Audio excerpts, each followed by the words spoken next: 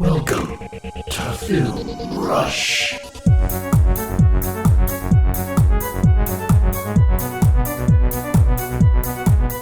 Welcome back to Film Rush, podcast where we talk movies and television shows on streaming services like Netflix, Hulu, HBO, and a bunch of others, whichever ones we get our hands on, or whichever ones you want us to watch. How are you doing this week, Logan? It's been a good week so far. The first 3 weeks of January have been full of the 2020 chaotic energy, but I am alive, I am smiling, I am hopeful for the next 4 years in our great United States of America, and we've got some all-time awesome movies we're going to talk about today because this episode is a little bit different than normal. Why is it different, John? It's a little bit different to celebrate the fact that this is the 100th episode of Film Rush. That is 100, everybody. That's triple digits. That's a lot of digits. That's a lot of years. Like, we've been doing this since 2018. Yeah, it's been right at, I think, February 2018 is when we started, so... Yeah, right at that 2-year anniversary. It's crazy. This is our 3rd calendar year of operation, sir. Yeah, it's been a long journey. And so to celebrate the 100th episode, you may have noticed the title is something along the lines of The Movies That Changed Us. And what that means is the first episode was called The Movies That Made Us. And they're movies that we brought into the podcast, so to speak, that shaped our perspective and what we consider to be good and bad in films. And these movies arguably are an updated set that don't replace the other movies, but they are movies that we've seen since the podcast has started, maybe even because of the podcast, that have shaped our current perspective in addition to where we started. So the idea is, how do they make us feel about movies today? And why? Yeah, these, so John's got 5 movies, I've got 5 movies. They're not necessarily all movies that have been released since we started recording, but just movies that we've explored since we started this podcast together. Yes. And that just, for some reason, just stuck with us. It could be because they led us to change lifestyles or behaviors or attitudes, or they changed our perception on humanity or the world, or even made us think about movies in a way that we've just never thought about movies before. I've got a couple that category. They didn't necessarily change my lifestyle or anything like that, but they opened my eyes to a new type of movie that I've just never seen before and never imagined before. So I'm really, really excited. There's a couple on your list that are really near and dear to my heart, John, and I can't wait to hear what you have to say about them. Awesome. Yeah, you have a couple good ones on there that I think we'll be willing to chat over. So let's get into it. Everyone, if you enjoy this kind of content, consider subscribing or following on whatever platform you're listening to us on. That would be very kind of you. But let's get into it now. So we're going to start at number 5. Logan, do you want to start on your number 5? Yeah, absolutely. All right, so my number 5 is 2019's Brittany Runs a Marathon. I've never seen this, to be okay, honest. All right, that's that. I'm actually curious to hear what you would think about this movie. The reason this is up here, again, these aren't like the top 5 best or favorites or quality or anything like that, but yes, this movie struck an emotional chord with me because back in 2016, I moved back in with my parents after I graduated from college in December 2015. And a month after that, January 2016, my parents sat me down on the couch and kindly explained that the 60 pounds that I had gained in the past 18 months were problematic, and that they were concerned. And they wanted to put me on a medical weight loss program that was heavily focused on changing my diet. Not just for a couple of weeks, but actually changing my diet. And I was like, all right, you're going to pay for me to not be chubby again? Like, okay, like, let's do it. I wasn't offended or anything like that. I just jumped right in. I lost 40 pounds in the first 80 days. Nice. I started... That's a lot of weight. Thank you. It was hard. Yeah, 80 days is fucking fast. Yes. It was super intense. It was more or less a 1,200 a day calorie diet that was heavily focused on like vegetables, green vegetables, not your carrots and your corns that are vegetables, but really more sugar than anything else. But yeah, corn doesn't do jack shit for you. Yeah, it opened my eyes to that diet. Opened my eyes to all kinds of new foods. I tried fish for the first time, cauliflower and broccoli, and all of these things that I think most people had eaten before they were 21 years old, and I just was your mac and cheese, chicken tender kind of kid. If it was fried or a carb, then I was eating probably 10 times too much of it. Yeah. Okay, so all that said, Brittany runs a marathon. This is a movie. Jillian Bell is the lead character of Brittany, and her story in this movie is super similar to my story. She realizes that she's overweight. She's self-medicating with food and with alcohol. She's depressed. Things aren't working for her with her career. They're not working for her with friendships. Things, it's just kind of like one of those, everything isn't working for me and I need to make a change. Yeah. And that's exactly what she does. And it is a really rough transition for her. She really grinds her ass off, but the transformation in this movie literally just gives me goosebumps. It is such a great, feel-good, motivating, inspiring movie. I'm not going to say that after this movie I signed up to run a marathon. I haven't. But that is one of those check the box kind of things I'd like to do. Maybe a half marathon. I'll probably start off with 5Ks or 10Ks once COVID's not a thing. But this movie just, it inspires me to my core. I remember when I first discovered this, I think, it's on Amazon Prime. When I first watched this, I watched this twice in 3 days. Wow. And then like a week later, I got Jacqueline to watch it. So I watched it like 3 times in the first 10 or so days that I discovered this movie. So really, really struck a chord with me. I knew it needed to fit somewhere in here on this list. And that is why it has earned spot number 5. Nice. Yeah, it sounds interesting. I have a similar... gained a lot of weight because of just lifestyle, and then just had to change lifestyle and lost the weight situation. It was right around my wedding too, which is not fun. But that's cool. That does sound like an interesting movie. It's a comedy and a drama, and not a lot of comedies get recommended these days because comedies almost are either a dime a dozen or complete shit. Right. So it's good. It's good to find one like that. If you don't know who Jillian Bell is, I think the most, like, the first role, I'll just put it this way, the first role that she's quote-unquote known for on IMDb, she is Mercedes in 22 Jump Street, the villainous drug dealer blonde girl who tries to have a makeout fight with Jonah Hill towards the end of the movie. Oh, right. And I thought she was hilarious in that movie, and she carries a lot of that energy into this movie, so really, really fun performance from her, very inspiring movie, full recommend. Nice. All right, so that brings us to my number 5. So my number 5... What you got? Was an Academy Award nominee. I don't remember it really winning all that much, to be honest. But it's Marriage Story with Scarlett Johansson and Adam Driver. This film, you and I both watched this film when it came out because it premiered on Netflix. It's a Netflix film. It was one of their very first, like, real Oscar contender attempts. As far as I've seen, like Netflix definitely wants Oscar, and they've tried before, but this one was really an acting piece, and it completely shifted my perspective on Scarlett Johansson for one. Like, I always knew she was a decent actor, but like I'd never really seen her flex on screen until this movie, and like she blew me away. But then the only reason she's not the best in the movie is just because Adam Driver also flexed really hard, and so they're both just like painfully good at these scenes, these moments. Like they can make you love and hate them on a dime over and over again in the movie, and the movie shifts back and forth so much on who the hell you're even rooting for throughout it. And I don't know, I've known a lot of people that have mixed feelings on this movie, and I've not watched it again in a while, but I do think about it a lot. And I think it got gypped at the Oscars. I think Laura Dern won for Best Supporting Actress, but she's only in like 3 or 4 big scenes in the movie. Yeah. And so it's weird for me that she won, but Adam Driver and Scarlett Johansson did not.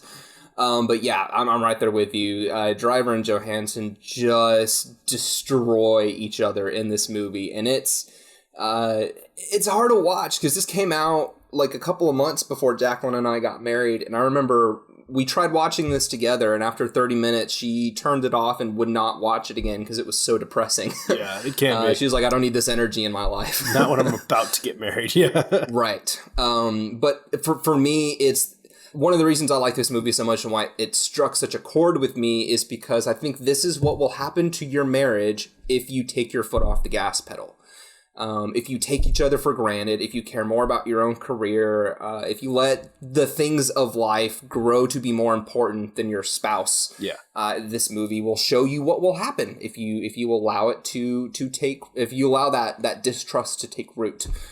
So for me, it kind of like La La Land. It's kind of one of those, like, I love it so much because it makes me appreciate what I have and want to strive even harder to not let it slip through my fingers. Exactly. Dude, this movie is a fucking gut punch for 2 hours and 15 minutes. It's hard to get through. I have seen it twice, but it's hard to get through. It can be, yeah. And that's one of the reasons why I haven't watched it again, but that means the story did hit the way it was supposed to. Just watchability kind of suffers. That's why it's at 5. Fair enough. But it needed to be in the 5 somewhere, I felt. So it's at 5 because it just doesn't have that rewatchability, but it does make you think, and I appreciated what it was telling me.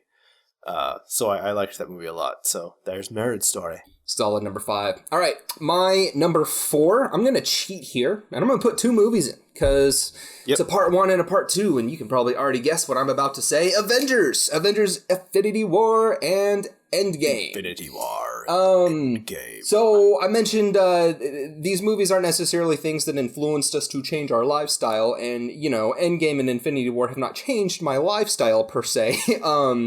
But, dude, I have never imagined that we could get movies like this. No. At a certain time period as well, in our lifetimes, it was impossible to get these films. Yes. So it's a indication of where film is and where we are as a culture as well. Because, superhero movies have been around for years, but not like this. Right. If you look at like the last 20 years with comic book movies, and you go back to like 2000, and you look at the first Spider-Man, and you look at the first X-Men, even going back to Batman Begins and Iron Man, like, they're a very different type of movie. Yes. They're much more contained, whereas the Marvel Cinematic Universe, you're basically watching a TV show that's just 2 decades long. It's just very expensive and long.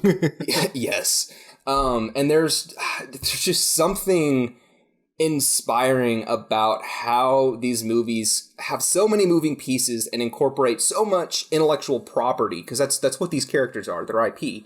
But bring it all together and give so many people so much happiness. It's mind-boggling to me that they're able to do this in a time that I think the Hobbit movies fell on their face, the Fantastic Beasts movies have fallen on their face, the new Star Wars franchise fell on its face, the new Jurassic Park movies fell on their face. Yeah, all the big IPs just seem to be stumbling over themselves. Yeah, it's hard. But not Marvel. DC even sucks its own dick in a bad way. The Dark Universe that tried to happen at Universal. I keep forgetting about the Dark Universe. Yeah, like, there's so much failure when it comes to trying to do what they've done. No one's done what they've done before, and so I remember being in the theater for these movies, particularly with Max, my former little, through Big Brothers Big Sisters, and to be sitting in that in those movies with the 14, 15-year-old kid, being able to watch them through his eyes,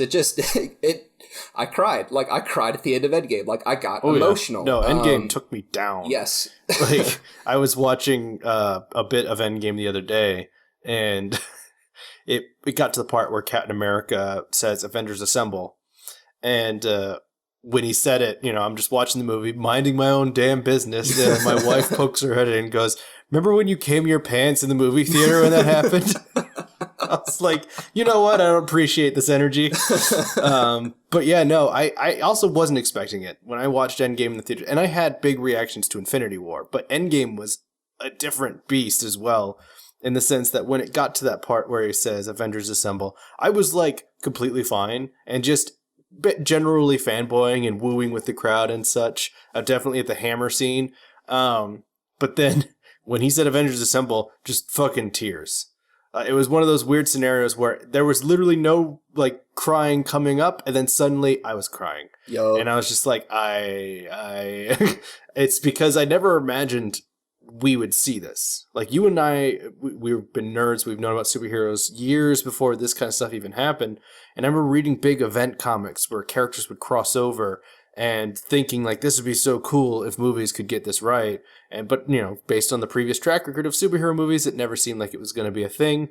And then finally, I existed in a time period where it does exist on the big screen. And I saw Endgame in the fucking IMAX, and it's one of the best decisions I ever made. Same. Yeah, absolutely same. We could talk about Endgame and we could talk about these two movies for 2 hours straight. Oh, yes. They've achieved something that no other franchise has achieved, not even Star Wars. And I think that they're going to start moving the TV universe for Star Wars. I think they've already started moving the TV universe kind of in that direction. Yeah, Marvel and Star Wars are going to fucking like clash for attention. Yes. On Disney Plus, because they're coming out with a bunch of shit, and everyone's gonna be like, I only got so much time. Yeah, and I know WandaVision is out. I have not started that yet. I've just been so busy, and I'm still blasting through Batman the animated series, and I'm finishing this shit before I start anything else. Woohoo! So I have not got a chance to see that yet, and I can't wait to. But these movies, they changed the game. They really did. And everyone has been trying to copy them for the past 10, 15 years. And I don't know that anyone will ever recreate a 20-year span like what we've seen in the past 20 years with Marvel. And to have it encapsulate with that, the Avengers Assemble one will get me a little bit shaky. I really think it's the on your left moment, especially now that Chadwick Boseman's the first one that walks through the tunnel. Yeah.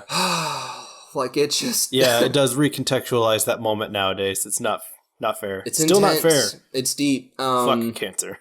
I almost put Black Panther in here. I really wanted to put that in here. I felt like Infinity War and Endgame meant more to me personally. So yeah, I think Black Panther was a bigger cultural impact. Yes. But I think Infinity War and Endgame are bigger films. But not to diminish the effect that Black Panther had. But I will say, all three of them, Black Panther, Infinity War, and Endgame, they all prove you can have a badass comic book villain and still focus on all your main heroes, and it can be a great movie. Yeah. Because they kind of fixed that Marvel problem of, okay, the movie was fun, but... Oh, that villain. My goodness. That was boring. That was paper thin. Yeah, that was shit. Yeah. It's hard for me to go back to Guardians of the Galaxy because, I just don't give a shit about either of those two villains. Yeah, it's a bummer, too. All that being said, just Thanos, my goodness, what a boss. It's just... it's going to be hard to top him. Yes.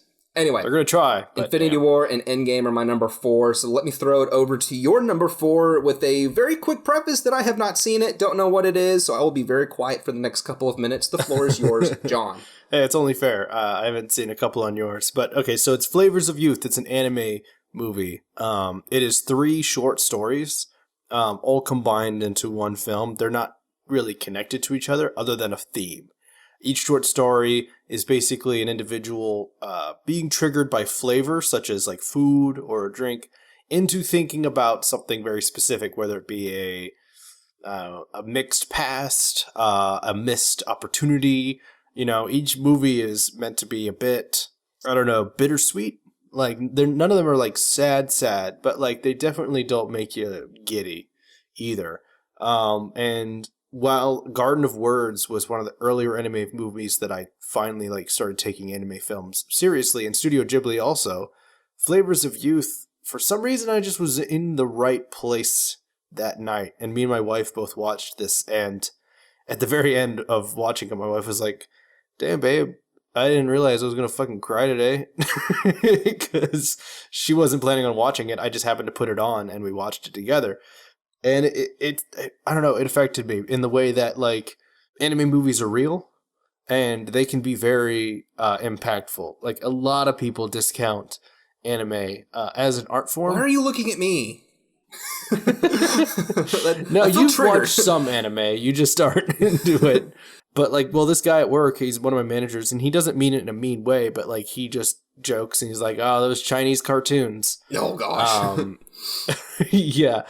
He didn't originally come up with that phrase. He got it off of someone else. But he's just not into it. He's like a 45, 50-year-old man. So like, that's not really his thing. But like, that's a lot of people. A lot of people think anime equals kid stuff or silly stuff. And in a lot of cases, that's true. But it can be weirdly more impactful than live action because you're allowed to exaggerate things when you're just inventing it with the pencil. The theoretical pencil in this case, because they probably used computers, not drawing. But it's, I don't know. I think anime is growing up a little bit more, and I think a lot of people will tell me, like, it's always been growing up, you just haven't been around. No, I think there are some aspects of anime that are getting more and more mature. I think Ghibli, as it's become more permeated through Western culture, has started making people consider anime in a different way. And Flavors of Youth was one of those films for me. It should be on Netflix still, so if anyone wants to check it out, give it a go. You can watch the shorts like one at a time if you want, so you don't got to watch it all at once. But I recommend it. It definitely hit me. Nice. That is a good recommendation. Probably a good one for me to dive into because I've seen maybe half a dozen Ghibli films, and I've seen a few other anime type content. Usually for me, going back to college, like I had a lot of friends, really good friends. Most of my roommates were hanging out and watching anime together.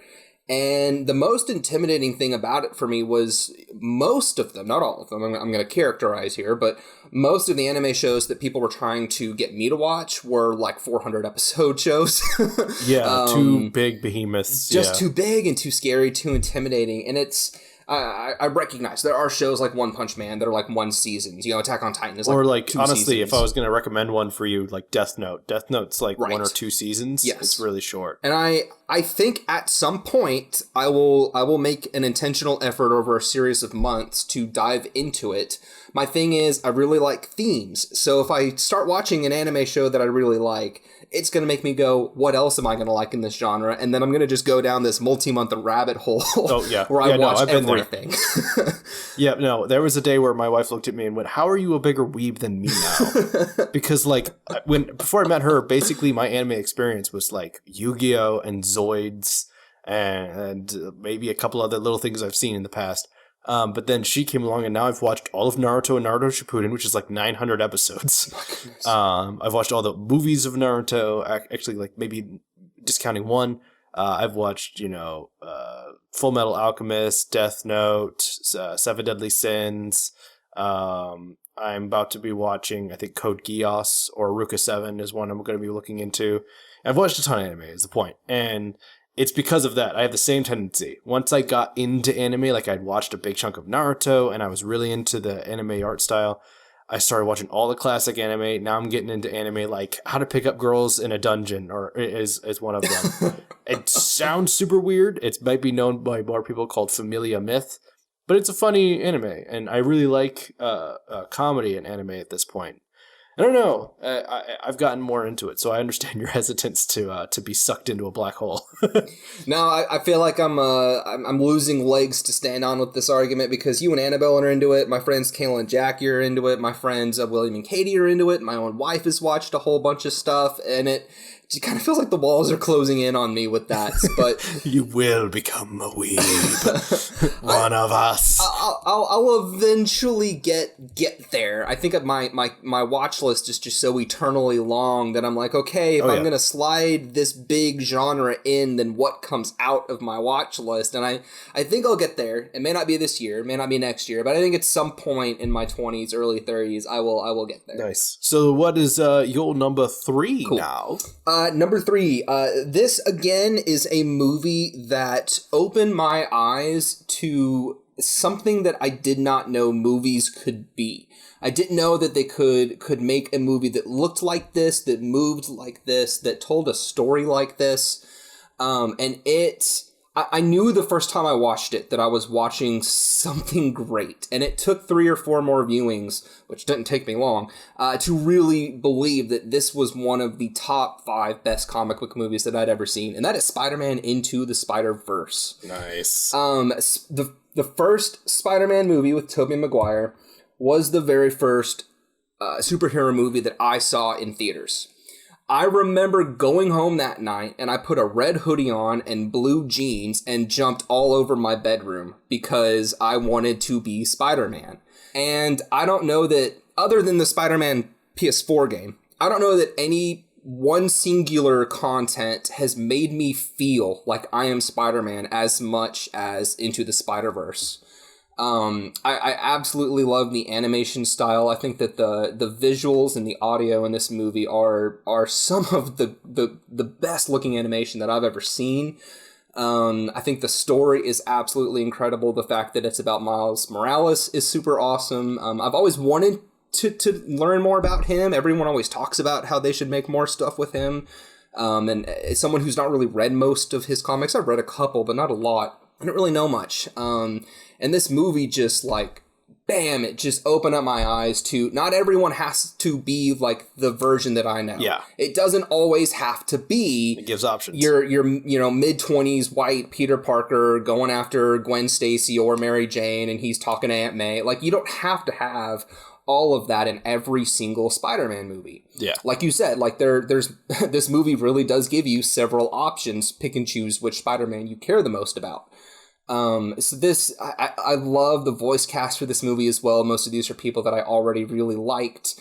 I just get so sucked into this movie. It's one of those, if it's on, if I even try to watch just a few minutes, or if I like scroll past a quick video on social media that's like a 30-second cut, I have to go start the 2-hour movie. Like, I just can't not watch this movie when I have the opportunity. And it just hit hard for me. Just really, really sunk in and just blew my mind with not only can it be an incredible superhero comic book movie, but it's also animated. It also features, I want to say Miles Morales is half black, half Puerto Rican. I don't. Yeah, he's half Hispanic at least. His wife speaks Spanish, or not wife, his mom speaks Spanish in the movie. Yeah. So don't hit me there if I'm a little bit inaccurate on that, but half Hispanic, half African American. And that to me was really important because this movie came out in 2018. You know, halfway through a certain presidency, where this was a very particular people group that needed more representation and was instead getting shoved further back into the closet.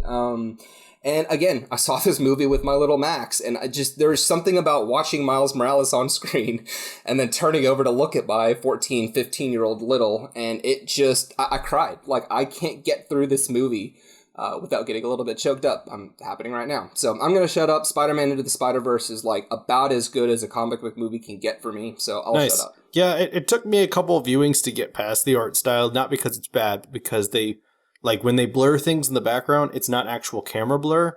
They're using a blurring effect that's creating the illusion of camera focus. Right. And it just kind of tricked my eyes and was weird and felt strange. And the stuttery effects that they use in it also threw me off. But over time, I learned to appreciate them. Like, a small detail is, like, Miles is at like 12 frames per second or something like that. Sure. When he's swinging through the forest until he starts getting the hang of swinging, and then he slowly comes up to 24 frames per second and starts matching cinematic pace with Peter B. Parker. B. Parker. Those little details are awesome.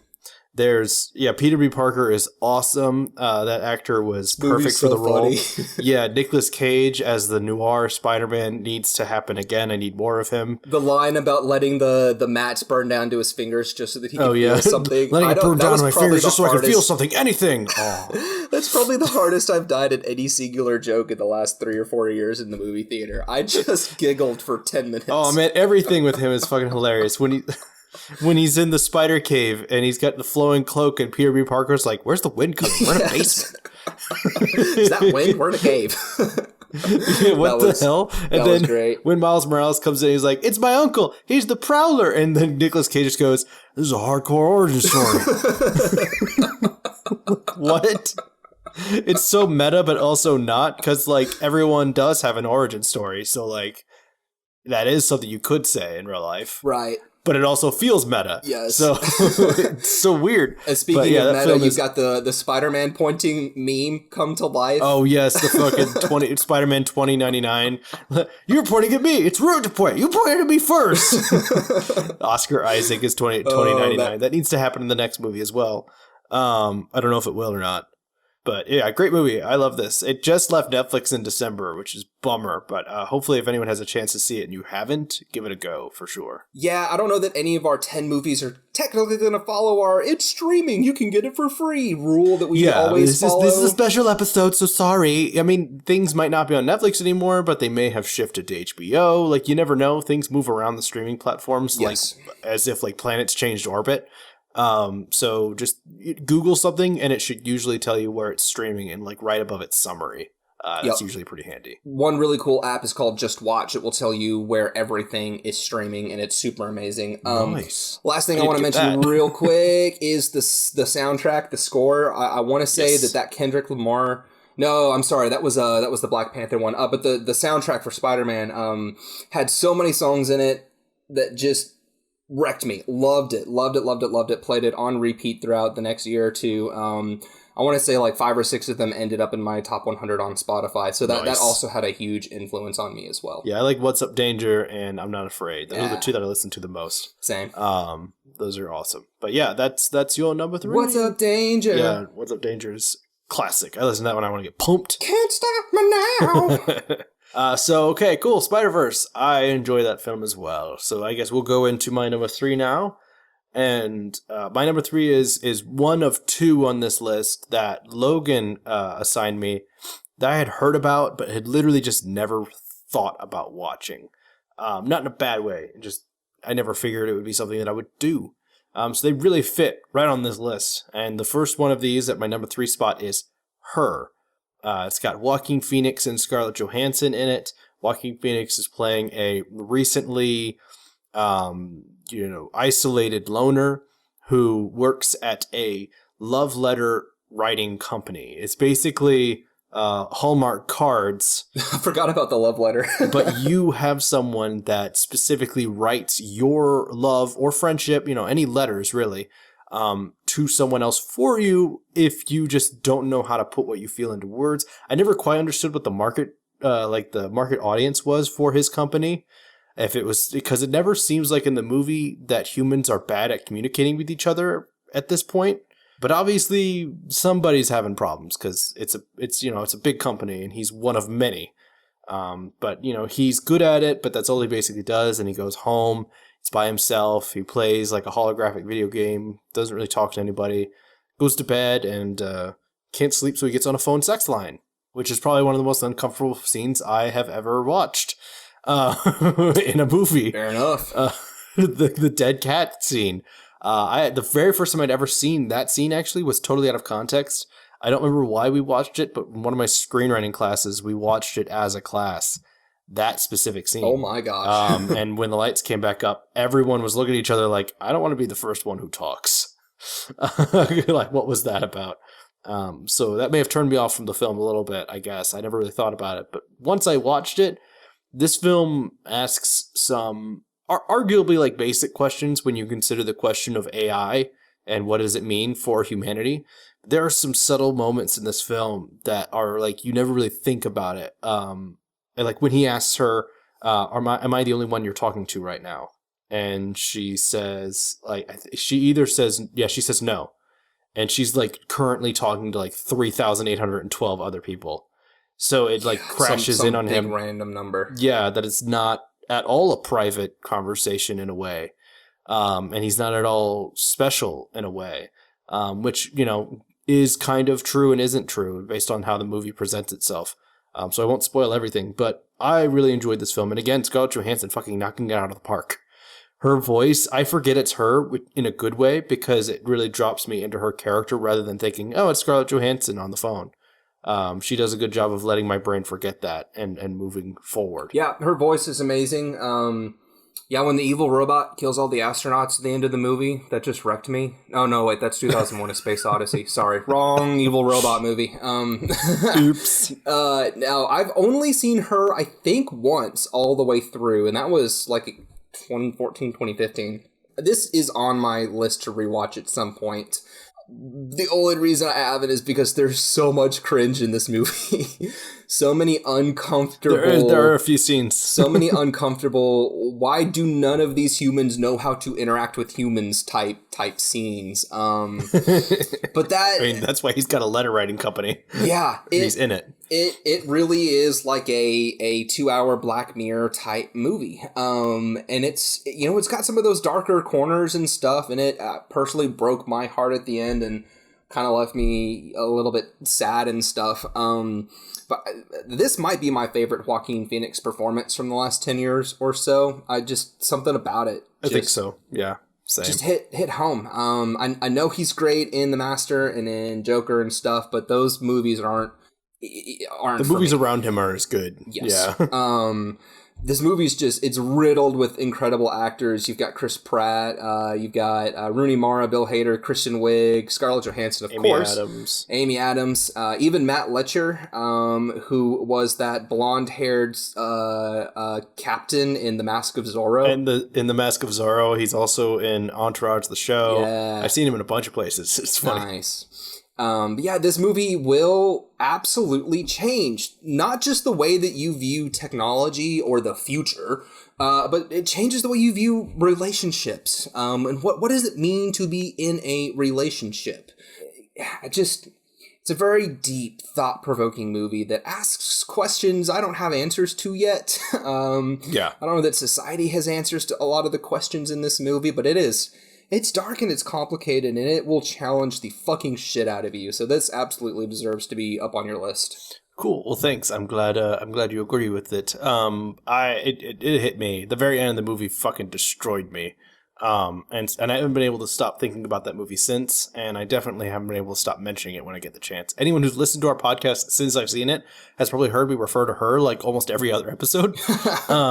So it's definitely been present in my mind, so I thought it deserved to be my number 3. So Logan, that's my number 3. Let's move on to your number 2. All right, so coming in... Not that kind of number 2. Yes, the silver place, not the shitty place. Yes. That would make a... interesting spoof comedy to A Quiet Place. Anyway, so my number 2, this is a movie that, this movie is on my list because it is one of those, I actually could see myself being this family. Like, this is exactly the type of family that my wife and I have discussed having one day. And it really hit home for me. I saw this in theaters back when we were still dating. I think we were still long distance at that point. Yeah, it came out in like the fall of 2018, I think. And I remember I went to the theaters alone to watch it because I thought it was going to be a really fun comedy. This is Instant Family with Mark Wahlberg and Rose Byrne. And I'm like, all right, Mark Wahlberg and Rose Byrne, you're kind of, you know, your token comedy folks. What? No. Oh, Mark. Those who know, for those who know. Yes. What was it? The Happening? Is that the one? Yeah, it's The Happening. The Happening? His lady's like, you're going to kill me in my sleep. And he goes, What? No. The most unconvincing no anyone has ever uttered in a film. Yeah. In a way, it's acting. remarkable. But I assume he's better in this. I personally, if I had to pick all the Mark Wahlberg performances, this is my favorite. I think he is the most endearing and heartfelt in this movie. Like, okay, yeah, he's great in The Departed, but does he do anything but yell and say fuck in that movie? Like, no, that's really all he does. Pretty much just another Boston guy. Yeah, it's more of a, I like him in that movie, but you don't watch The Departed for Wahlberg. You don't. So Instant Family, Rose Byrne and Mark Wahlberg play two folks in their early 40s, mid 40s, and they're both really successful with their careers. They flip houses and make a lot of money by flipping houses.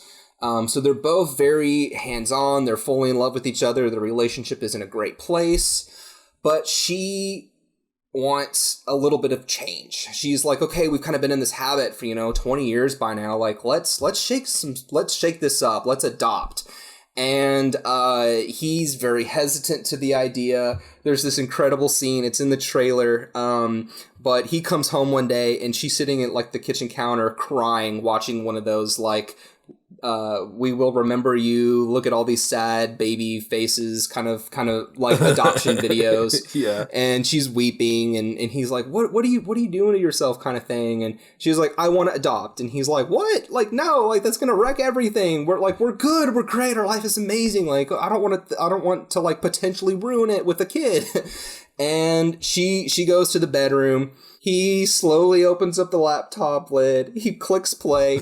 She comes back into the kitchen, and he's standing there blubbering like, okay, we need to do this. And there's just something about it that's just so funny to me. Their relationship is great. The comedy is great in this movie. They ultimately decide to adopt 3 children, 3 siblings. The older teenage girl is Isabella Merced? Isabella Merced, yes. I thought her name was Moner. Anyway. And then the 2 little kids are also super adorable. So there's an older teenage girl and then 2 younger siblings. And the way they meet these kids is hilarious. They basically go to like this adoption carnival where there's just kids running around, and parents show up and basically just find a kid that looks cute, and they interview the kid and hang out with the kid, and if they like the kid, then they try to adopt the kid. And it's hilarious. Mark Wahlberg makes so many funny jokes about how weird and creepy all of this feels. They adopt these 3 kids, and it completely changes their life, as you might expect. And the way that they become an instant family and have to learn how to deal with each other. And you've got the older teenage girl who's been the mother figure for the 2 younger ones. There's the power dynamic struggle going on there with parenting. And there's just so many real life family type stuff in this movie that just really hit home for me and Jacqueline, because we don't want to pop out a kid. Like, that's just not something that we're all that interested in. Jacqueline in particular just really is not a fan of the idea of being pregnant for 9 months. So we've Oh, I wonder why. Yeah, I wonder why. The miracle of life. Miracle of life is also very trials and tribulations Yes. abound. So I can see why. So we knew, like, I'm pretty sure our first date, she told me that she never wanted to have like birth children, that if we were ever to become like parents together, it would be through adoption. Like, first date. Nice. You gotta put your cards on the table. We hadn't even Appreciate kissed yet. that. She got that on the table. Gotta respect. Exactly. Yes. And so when I saw this movie, I was like, holy shit, this is exactly what we are like potentially planning to do in, 10, 15 years once we're more established in life, and actually have money. And so this movie Have our shit together, so to speak. Yeah, exactly. So this movie just hit home, because it literally is like, holy shit, if I could be a movie character, this would probably be me in 15, 20 years. And I loved it. It's endearing. There's so many ups and downs, so many hilarious gags. It is absolutely a comedy. Octavia Spencer and Tig Notaro play 2 like adoption agency employees that are absolutely hilarious. The youngest little kid, the little boy, is always getting hurt. If he's in the camera frame, he's either about to get hurt or is getting hurt. He's just Poor kid. If they're playing basketball, the ball hits him in the face. If they're doing construction projects, he cuts himself. Like, it's just nonstop bad luck kid, and it's hilarious. They just find so many ways to hurt this kid in this movie. That sounds so bad, but it's hilarious. It's all unintentional. He's so clumsy kind of accidents. Movie is full of really great performances by this family. And then I guess one last little caveat here. One of my favorite stand-up comedians, Eliza Schlesinger, is in this movie. Tom Segura too. I like Tom Segura. Yeah. Eliza plays. Okay, so they're all in like this new orientation thing for parents trying to adopt, and she's in there alone. She's the only single mother in the whole group, in the whole room, and everyone has to go around and introduce themselves and say what they want to say. She stands up. And she basically says, I'm looking for, I'm gonna paraphrase because I don't remember verbatim, but she basically says, I'm looking for a 6'5" African-American male who can, go to college and get a football scholarship and blah, blah, blah, blah, blah. And one of the other dads in the room cracks, so you basically want to be the blind side. And it's just absolutely hilarious. So the movie's full of great jokes. It's very heartwarming, very endearing. And And when we're talking about movies that changed us, this is one of the few times that I've actually watched a movie and said, not only could that be me, but I kind of want that to be me. So Instant Family, I don't know if it's streaming anywhere right now. We've got it on Blu-ray because we watch it every 4 or 5 months. But that is my number Nice. 2. Yeah, that sounds like something that I'd be interested in watching. So someday I'll definitely give that a go if I see it on a streaming service for sure. I know you've talked about it on the podcast before and you've had nothing but praise. So it's definitely on the list. It is free to watch on both Hulu and Amazon Prime. I have access to both. So maybe we'll get a chance at that. Wunderbar. What is your numero dos? So my numero dos, and I will also warn that numero uno, are both going to be playfully heavy because both of these films are by far and away the ones that have hit me the absolute hardest. And both of them are, one of them was directly because Logan assigned it to me. The other one was because my wife said, you have a podcast now, you got to watch this movie. And that's this one right now. It's Perks of Being a Wallflower. Oh, this is such a good movie, dude. Oh my gosh. It is such a good movie. Like, it's not to say that it's perfect by any means, but holy shit. I've watched this movie 3 times. I don't allow myself to overwatch it. You know, I always want to watch it. It's definitely one of those, but if you overwatch it, you'll get too much saturation to it and you'll stop feeling it. And it'll just... Yeah, you can get numb to what you're supposed to feel in the final act. Yeah, and I don't want that. I 100% don't want that because this film hit hard. And I don't necessarily know how to explain why. One of the factors is that I, growing up, was very much a wallflower. I was a much more quiet individual than others. There are scenes in this film where the main character, Charlie, played by Logan Lerman, is just sitting at the edge of everyone else and just observing. And the way he's watching and his facial expression is basically what I look like. Without a mirror, I couldn't tell you for sure, but I definitely feel like that was my face as I just watched things happen around me for years and years. Not to say that I was sad about it. It's just wallflowers are what we are. We just don't say much unless we get a podcast. Observers, not leaders or participators. Yeah, and obviously, you know, I've changed as I've gotten older, as everyone does, but I was a much more quiet kid. Definitely around the time that he is here. He's like 15 in the movie, 16. Or actually, he's a freshman, so he's probably 15 to 14. He's a freshman in high school, so that sounds right. And his friends that he makes are seniors that are on their way out. So it's a singular experience where he's able to have their final year with them before they're going to go on to college. And so they're like short-term, but very, very hot burning friends. They're like super white, hot. Like I've had friendships like this that like kicked off and were ridiculously close for a very short period of time. And then afterwards, you're still friends, but like you just don't see each other anymore because someone moved or something like that. And, you know, a lot of people have that story about someone that they knew. And everyone does a bang-up job here. I mean, friggin' hell, what's his name? Ezra Miller friggin' kills me in this movie. Easily his best performance. Absolutely. The underappreciated little role that Paul Rudd has. He does a great job with the few scenes he's got. Oh, yeah, he's the teacher, right? Yeah, he's the teacher, yeah. And then, hell, even Hermione Granger... Emma Watson does a good job here. I don't honestly think Emma Watson's that good of an actor, or at least I haven't seen really a range. But she does good in this movie, at least. And yeah, Logan Lerman, this is his best performance by far. Easily. I've seen him in a handful of other things, and he's typically just the young guy with blue eyes actor. But here, fucking hell, the third act will kill you. And it killed me for sure. This movie will take me the hell down every time. And so I can't recommend enough Perks of Being a Wallflower. It's an hour and 43, and it'll kick you in the nuts, so you better be ready for it. Yeah, it is. I mean, I think it's one of those movies that almost needs to have like an emotional distress disclaimer, like on the poster or the DVD, because it deals with several issues that are really meaty and very... What is this? Is this rated R? No, it's PG-13. My goodness. I know, it feels like it should take you down.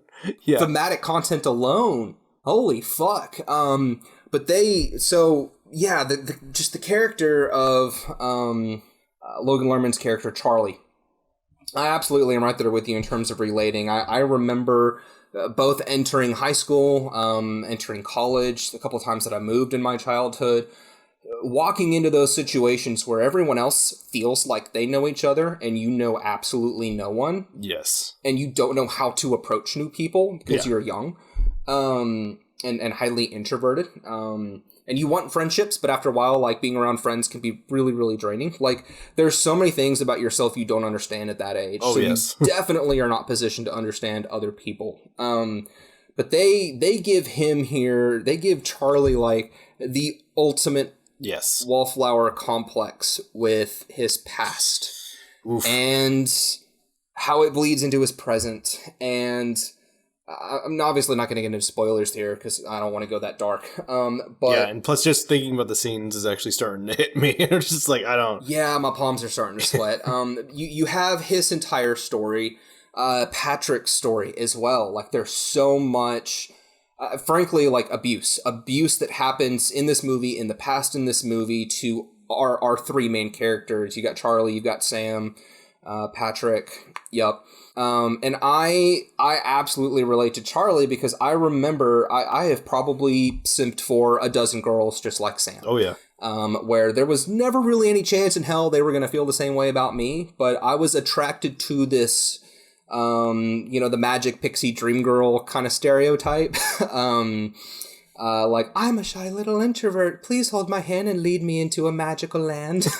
Man, like, when you put it on, when you just say it like that.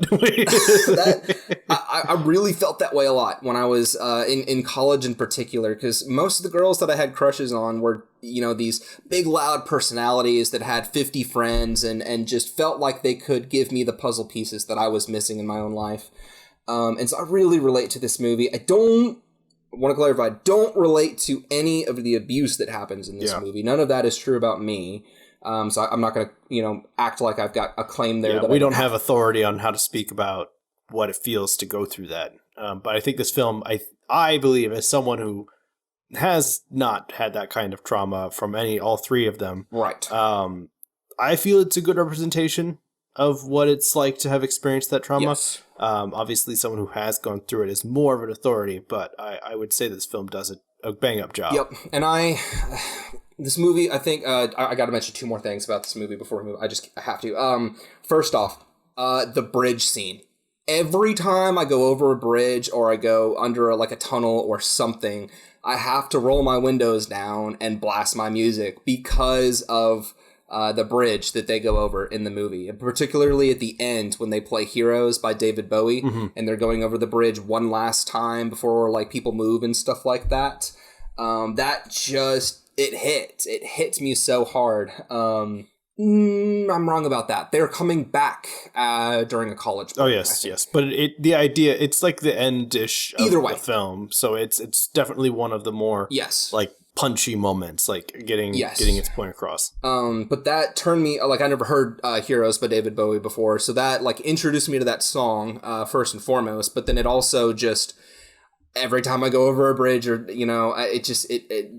you hear those songs in movies and those moments in movies, and it's like every time you experience that similar thing in real life, that moment is just seared in the front of your mind. Yeah.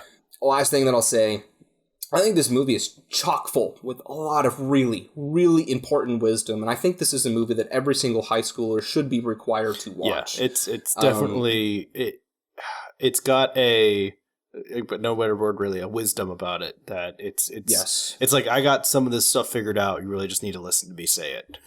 Yes. The one line in particular, people accept the love that they think they deserve. Oof. I can't tell you how many times I have used that with friends who are down in the dumps and going through shit, or trying to explain why certain people in my life keep going after the wrong kind of people. It all comes down to that line for me. I just keep repeating that over and over again in my mind, that people accept the love they think they deserve. So if you know somebody who's going after all the wrong guys or all the wrong girls, it's an insecurity complex. And they don't have to be stuck with that for forever. You can help give them the confidence and the self-awareness to overcome those negative tendencies and bad habits in their life, but it's It's a lot of work. It is a lot of work to try to change and influence other people in the way that Charlie tries to do that. Yeah. So that being said, this movie is about as heavy as a drama, a PG-13 drama. How is this not R? Yeah. Yeah, I agree. One thing I'll say is the guy who directed this, I don't really know how to say his name, Steven Chbosky. He has a... Chbosky, yes. He is in post-production and apparently was the director of the film adaptation of the Broadway play Dear Evan Hansen. And given the context of him being the director and Perks being a wallflower, oh boy, I predict Dear Evan Hansen, the film, is going to be heavy. I'm sure it will, because that is... It's a heavy play. I talked last episode about super asshole main characters that dick everyone over. Like, Dear Evan Hansen is not my favorite lead that I've ever seen in the play, but that play has so much important shit that all teenagers and millennials today need to hear. Yeah, so I'm looking forward to that. He also, if you liked this movie and have not seen Wonder is a movie that will make you cry. Super, super cool movie. So look that up too. So that brings us to your number one. So I've not seen your number one, and apparently it's your number one, so I need to see it. It is. I was rearranging this list over and over and over again because part of me is like, how do I put Spider-Man above Infinity War and Endgame? And how do I not have Endgame at number one? Well, do I really want my life to look like Endgame? No. So I'm like going back and forth, like, what the fuck am I doing with my criteria? I don't know. So I went with the movie in my number one spot that I think touched my heart the most and inspired me the most to be a better person and to reach for the high road instead of going down the low road. Loosely borrowing Michelle Obama's famous quote. Good quote. So I am going to talk 2018's Won't You Be My Neighbor. I have very rarely been emotionally wrecked by a documentary than I have by the Fred Rogers documentary. I was a Fred Rogers kid. I loved Mr. Rogers when I was a kid. I thought the production design was really, really cool. When I was a kid, I thought it was awesome how you would have him at the beginning and at the end, and he'd go into this magical land in the middle and stuff, and all the puppets and all the voices.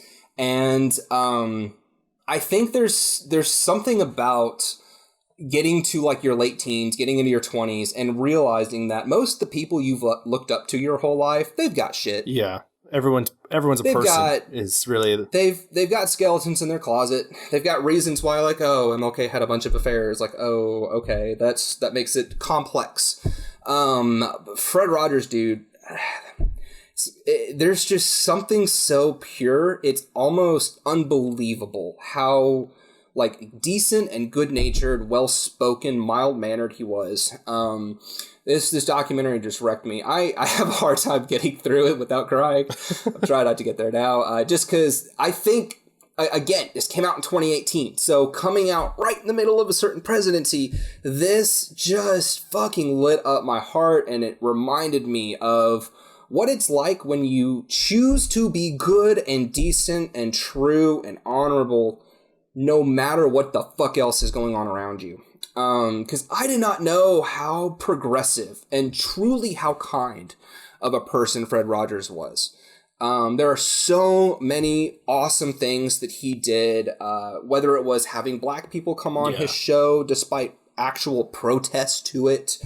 I think we all probably by now at least know the famous episode where he shared a little kiddie pool with...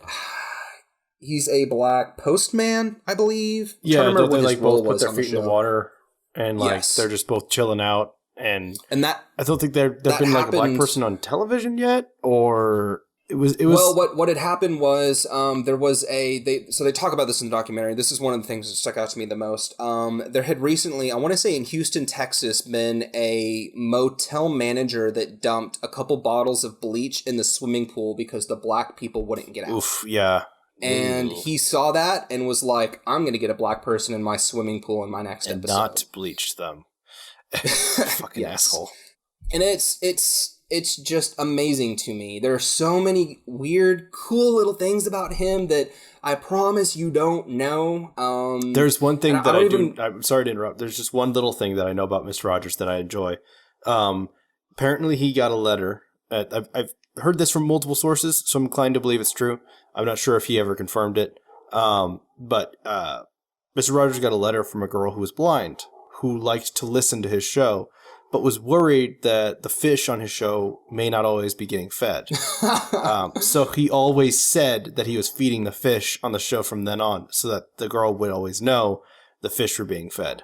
I had heard that and completely forgotten about it. It's a very touching fact that he thinks about everyone. Yes. Everyone who reached out to him that was kind and was hoping for kindness in return. He was like, of course.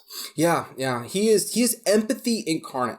Like we look up to people like Lincoln, and there are so many big leaders that we look up to, and there are reasons why we should look up to them. I think Fred Rogers is one of those more underrated leaders because, he's the kids' TV show guy. But what this documentary does, it's full 2 hours. It will give you a super zoomed in look on the span of his career, and how I think he went to college to be a pastor, and he actually got like his degree in like religious teaching, and then heard about this new exciting thing called television. Yeah. And was like, well, I need to move into that space. So that I can like minister to people there, and particularly minister to children, because there's so much TV content that is really not safe or good for our children, and I'm going to fix that.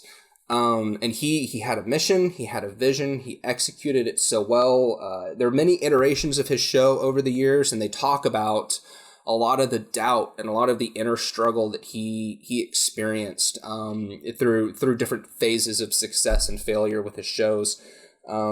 One of the coolest episodes for me, as somebody who works for Dale Carnegie, a company that specializes in public speaking, there's one so inspiring part where I don't want to get super fudged up with the details, but he essentially goes before, I believe, Congress. Yes. And has to sales pitch why they shouldn't cut PBS's funding. Because they want to cut PBS's funding. They don't think the government needs to be involved with public television.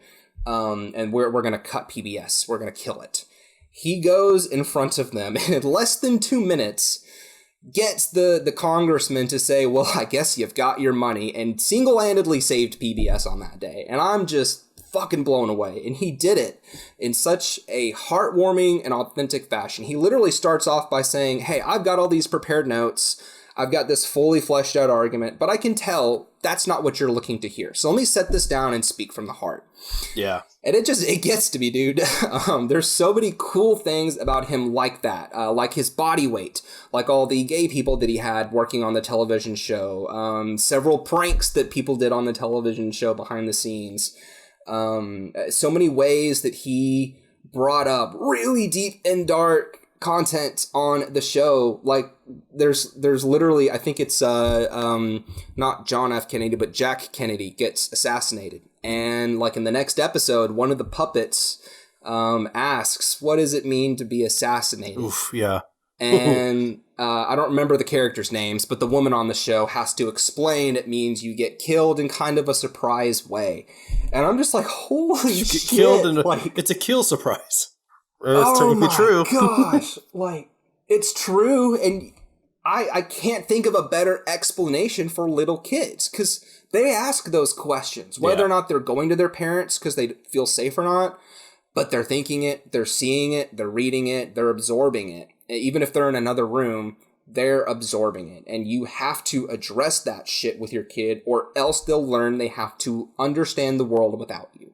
So I don't know. I'll be quiet now because I could talk about this for forever. I think everyone needs to be a little bit more like Fred Rogers. I wish I could be. I'm too much of a sarcastic asshole to fully get there. But I don't know that there's one person that I respect as much in the past like 30, 40 years as much as him. And it's all because of this documentary. I didn't know anything, like I knew some things, but I didn't really know.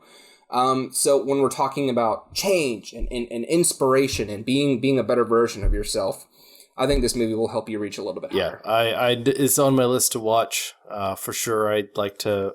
Mr. Rogers is definitely a being of empathy that everyone needs to be aware of, and as you said, aspire to be like. Especially nowadays, empathy seems to be in short supply. So it sure does. Definitely find it within you to mine some empathy out of your depths.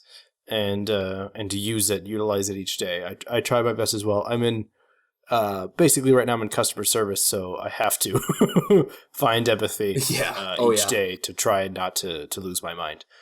So I definitely need to see that at some point, but otherwise, do you want to move on to my number one? Yeah, it's not free anywhere. You can rent it on Amazon.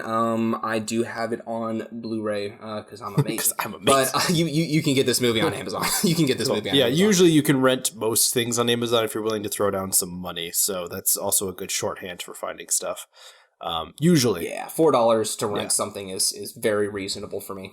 That's it for me, dude. That's my whole list. I can't wait to hear what you have to say about your number one. Oh, I've got plenty to say, because you and I have talked about this movie multiple times. It's mostly at my behest, because this film hit me. So, number one is 2015's Spotlight. Yes. This is about the Spotlight team at the Boston Globe who uncovered the massive child molestation scandal in the Catholic Church during the 2000 to 2001 years, because 9/11 happens dead center of their investigation and reporting. It throws off their reporting, but eventually they get back. But overall, this movie is about Catholics discovering what the Catholic institution has done to the most innocent people on the planet, and it shook me because I was raised Christian. I was raised Christian Baptist. I've never been Catholic. I've never even attended a mass. Yeah, I'm right there with you. But Catholicism and Christianity have a lot of crossover, and nowadays it's extremely easy to see a lot of the Catholic Church in the Christian Church as well. They're both deeply flawed institutions for a myriad of reasons, and so it would be very easy to see something like this happening in the Christian version of what Catholicism is. So that transference is not a large leap to make. And it doesn't hurt that all the acting in this movie is spot on. You've got smaller roles that are really impactful, like Stanley Tucci's Michel Garabedian. He's so good. He's very good in this movie. And then you've got the bigger roles, like Mark Ruffalo. He knocks out of the park here. Michael Keaton, I think, also...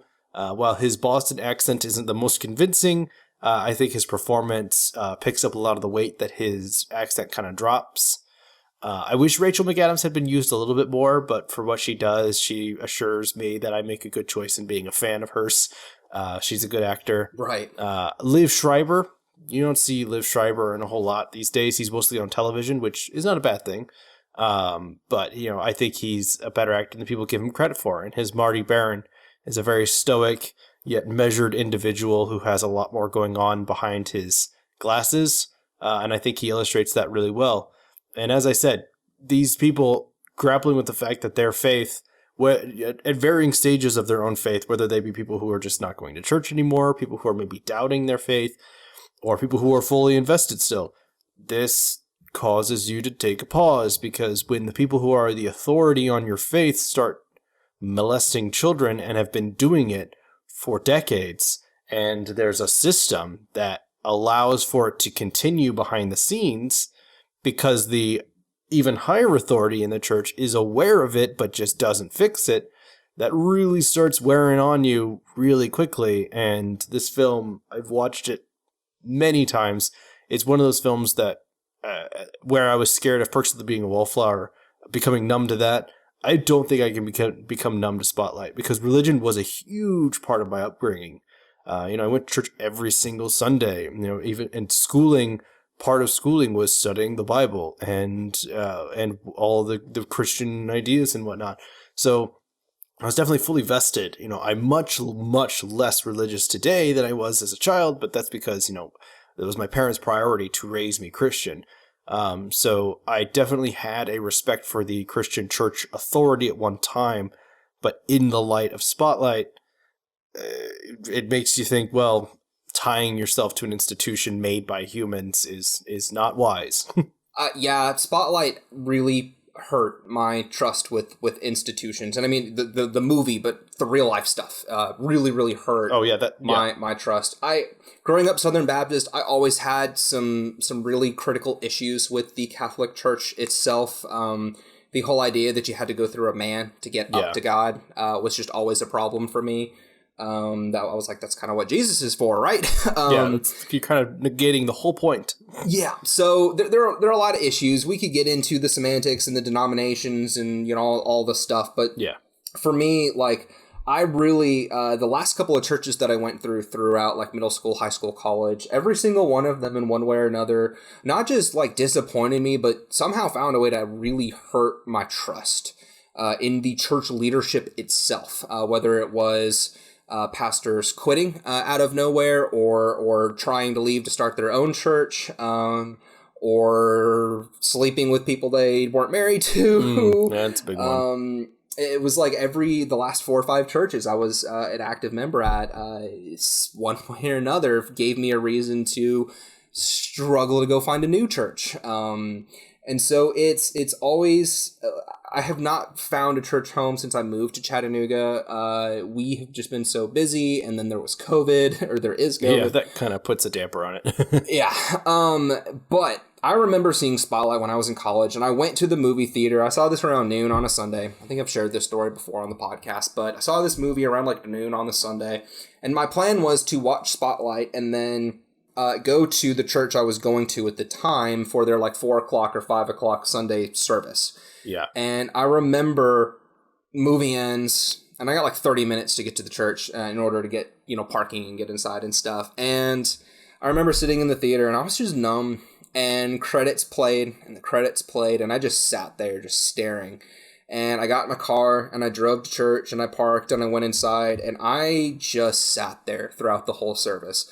Obviously, the church I was attending, it was not Catholic, and it wasn't, you know, what Spotlight was about, but it was still so hard to look at the stage and see all these church leaders, knowing what can happen when church leaders have no accountability and have no, accountability. That's the perfect word. No accountability and very, very besmirched morality. Yes. Like just busted ass morality. And this movie wrecks you not just because there were priests that touched kids and did stuff with children, but because of the community around them that accepted it and shuffled people around, kept it hidden from the authorities, or the authorities also helped keep it a secret.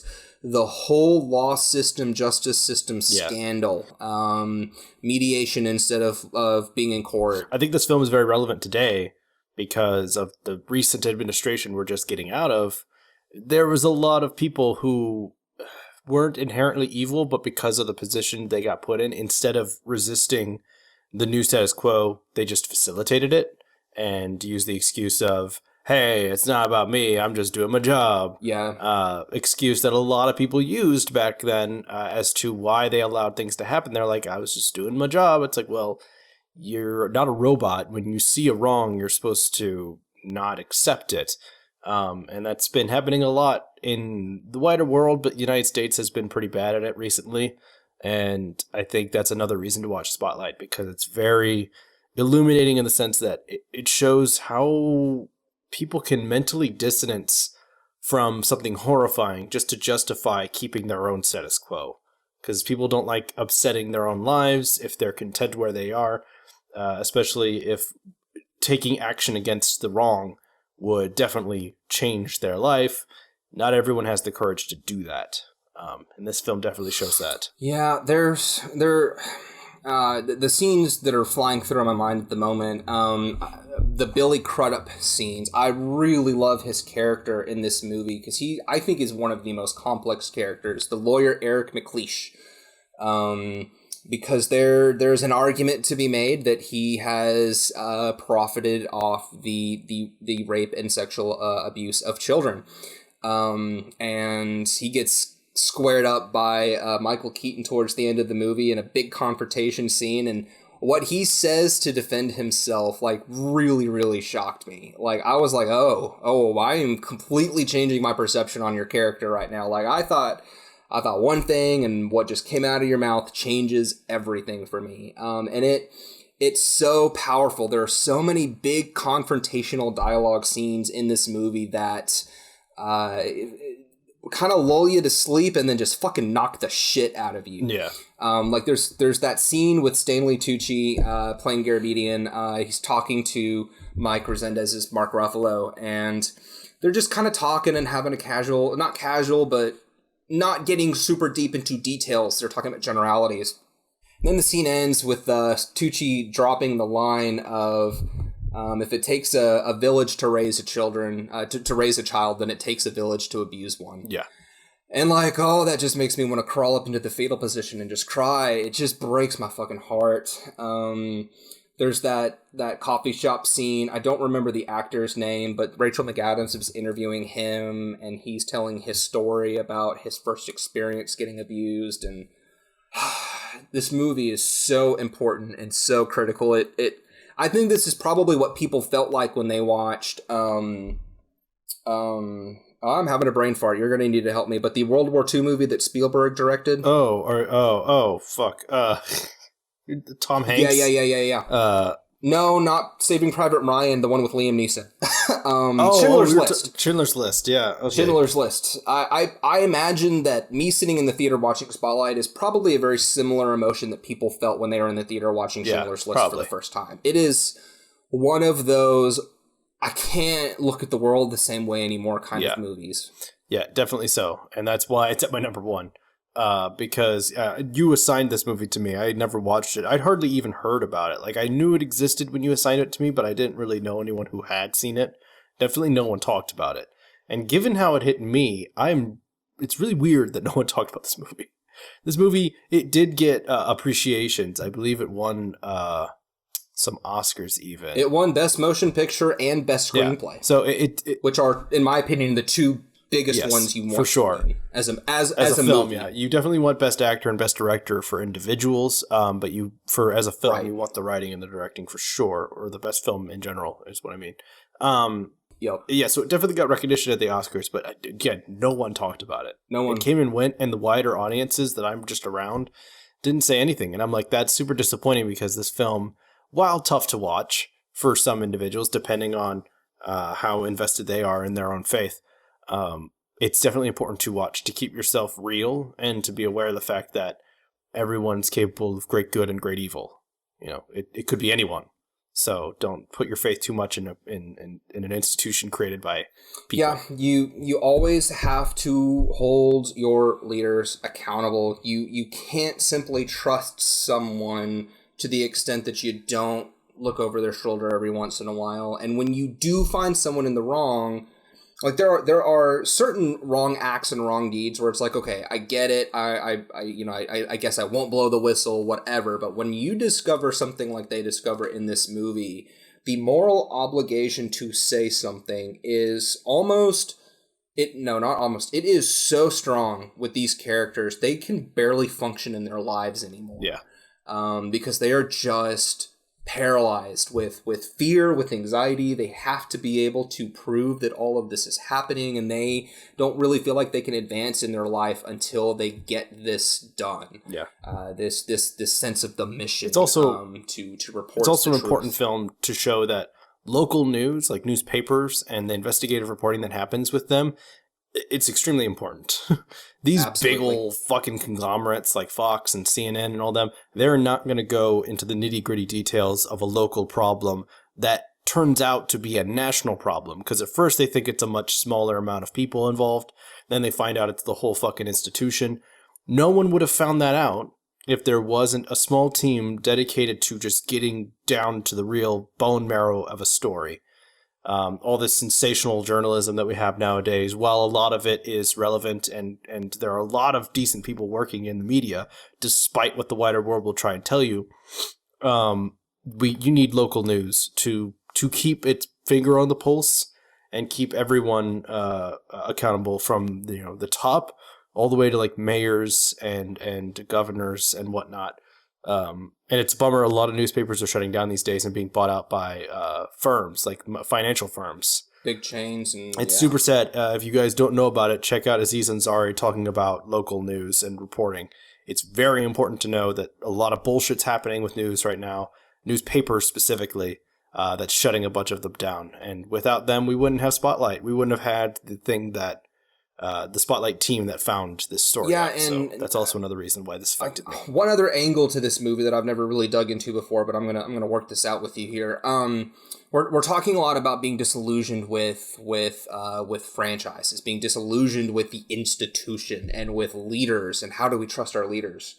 One of the things that I just kind of recognized for the first time is none of this would have been in motion if it weren't for Marty Baron, Liev Schreiber's character, coming in as the new, I don't remember what his title is, but he's essentially the editor. The editor, like the top boss, basically. And we, find out throughout the course of the movie that most of the puzzle pieces had been there somewhere, discoverable for years. Yeah. But they just weren't. And it took one leader. They were put together. The details were all there and obvious, but until you formed them into a singular narrative that they were a part of, it just seemed like weird events that weren't really related. And everything comes back to leadership. So when you're looking at the horribleness that the Catholic Church, the institution, it is sickening.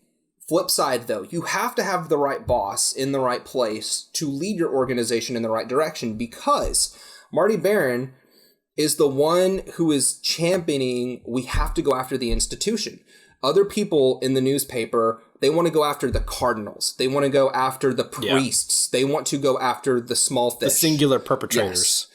And the Marty Baron, through more puppet strings than a lot of his own scenes, he is influencing everyone to keep their mind on the big picture. Because if we just go after a few priests or one cardinal, then they're going to sweep this under the rug. They'll just say it is a few priests and one cardinal. We have to prove it is systemic. And until we can prove it is systemic, then what we're doing doesn't matter. It might help a few people, but we need to fix the problem. Yes. And unless your leader, your boss, your owner has that mindset, the ultimate problem has to get fixed, not just this symptom or that symptom, then this story never would have happened. And it clearly hadn't have happened before.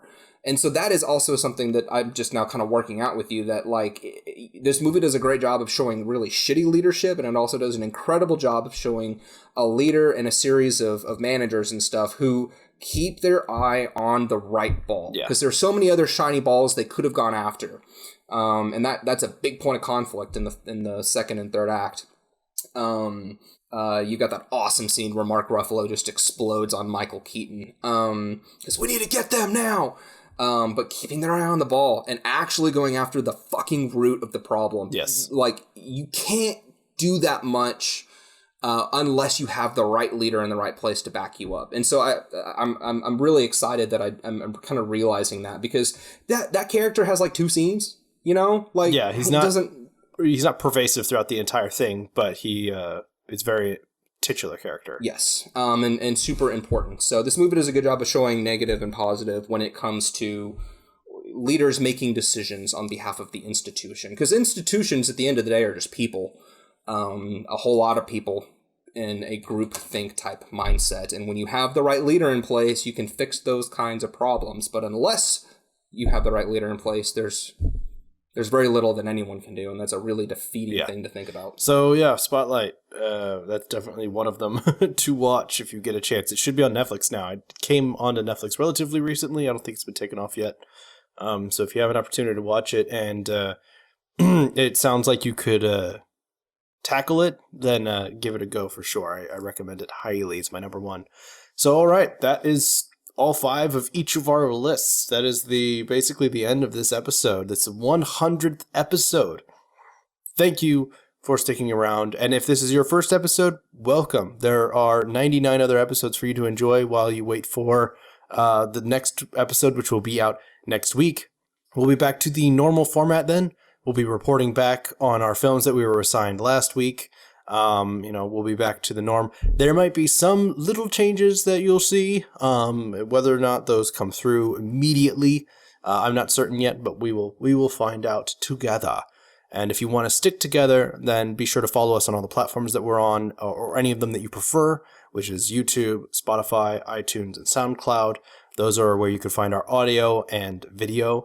We're going to have more auxiliary videos on YouTube when time permits. Life's been a little crazy. I've changed jobs. I've changed homes. So the YouTube rollout kind of slowed down, but hopefully you guys will trudge through it with us and get to the brighter future, the greener grass on the other side. And we're glad that you are here, and we hope you stick around. Logan, what do you want to say about the 100th episode? We're in the triple digits now. The big 100. I think it's awesome. If you told me back in the beginning of 2018 if we would actually make it this far or not, I probably would have said no. Yeah. But I'm really encouraged. I think one of the things that makes this so much fun is that you and I get the conversational space to talk about what we've been watching recently and to recommend things and to say, hey, this was a piece of shit. You just don't even bother. Don't do it. It's a little bit different and unique in that way. And I still have yet to see anyone else do the movie assignments part. Because, each week we assign each other a movie. We have homework. We have to go watch the movie and come back the next week and report back on it. And that is, to me, we're still the only ones doing that to my knowledge. There may be other small indie folks like us doing that, but that is such a unique and fun aspect. And I'm always excited to see what John's going to make me watch this week.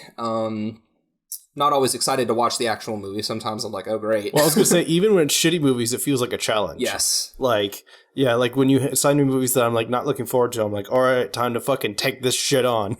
Time to do it. So yeah, like it even it's a film that I'm guaranteed to watch, which is a weird thing because I have a hard time committing to narratives sometimes. Like my wife can tell you there are times where we'll be flipping through Netflix and she's like, just pick something.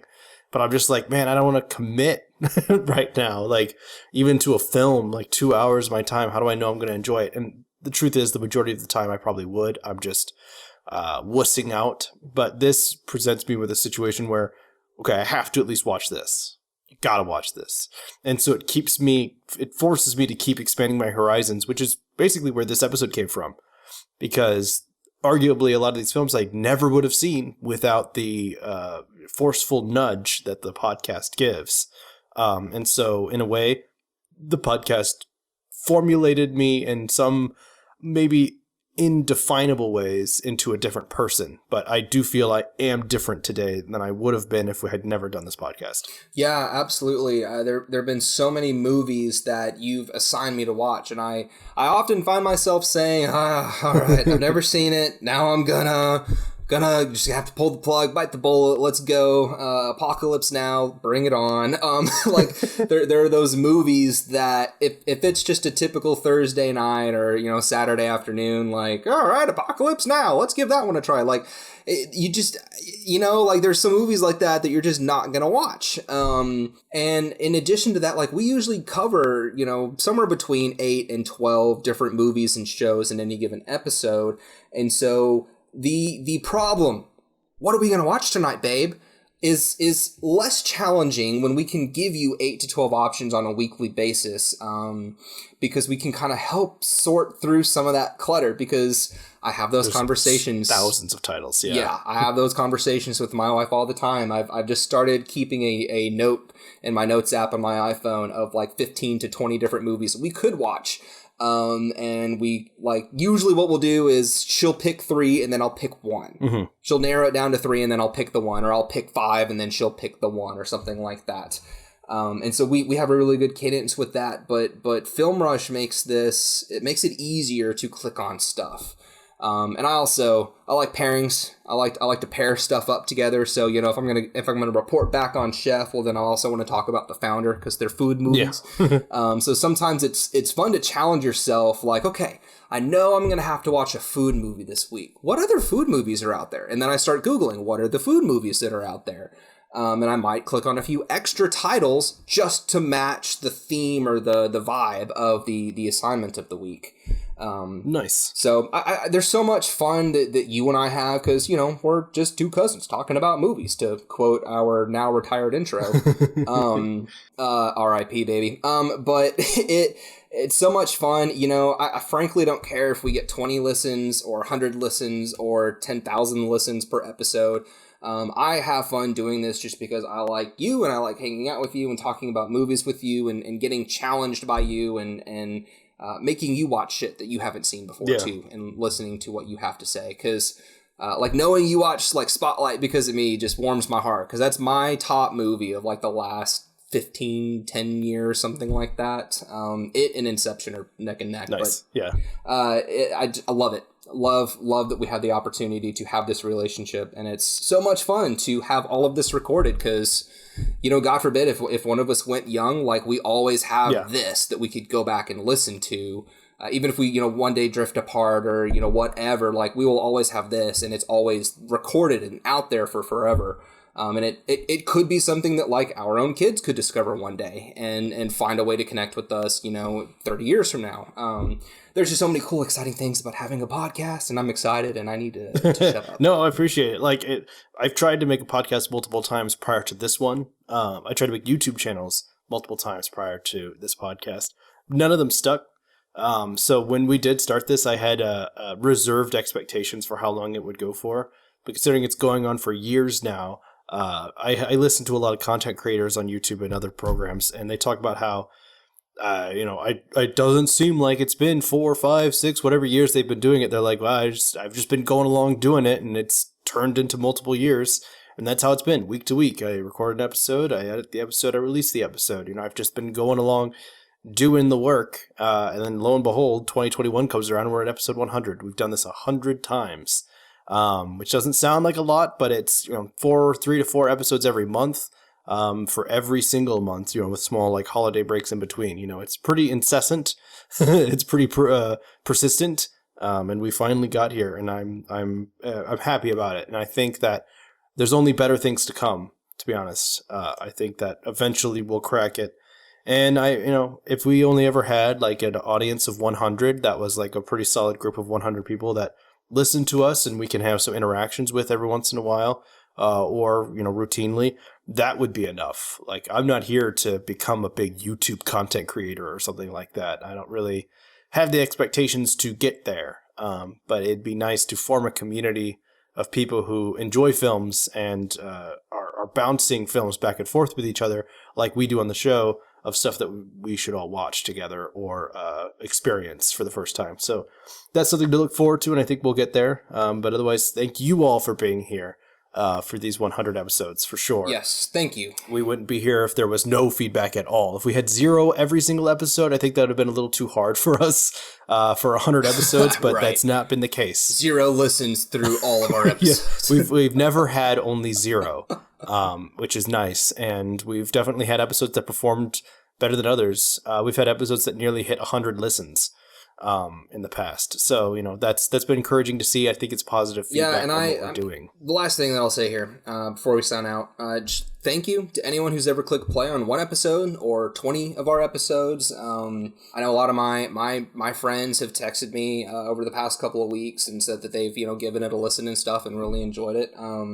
We've had some really cool guests on the show in the past. It's been a while since we've had a guest, just because I think COVID has just kind of made all relationships a little bit off.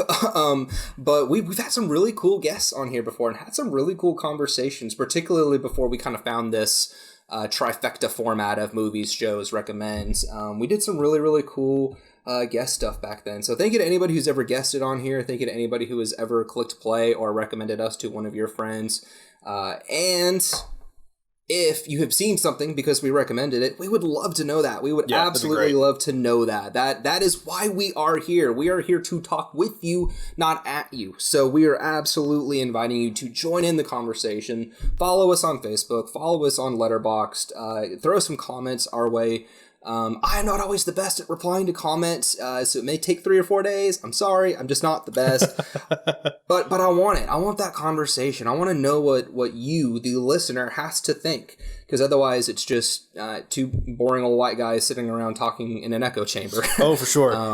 We have all valid links down below. Social media, you. Twitter, Facebook, all of that. And thank you if you follow us on any of those. We'll definitely get back to you as fast as we can. I'm active on Twitter, so if anyone wants to follow me on Twitter or at me on Twitter, definitely do so, and I will reply. I have notifications on my phone. But thank you all. 100 episodes. I think we're going to wrap this up because we don't want to repeat what we did on our first episode, which was go over 2 hours. We're not near that right now, but I don't want to tempt fate. So thank you again, everyone. Can't say it enough. We hope to see you here next week when we're back to the normal format with a few tweaks, and have a fantastic rest of your week.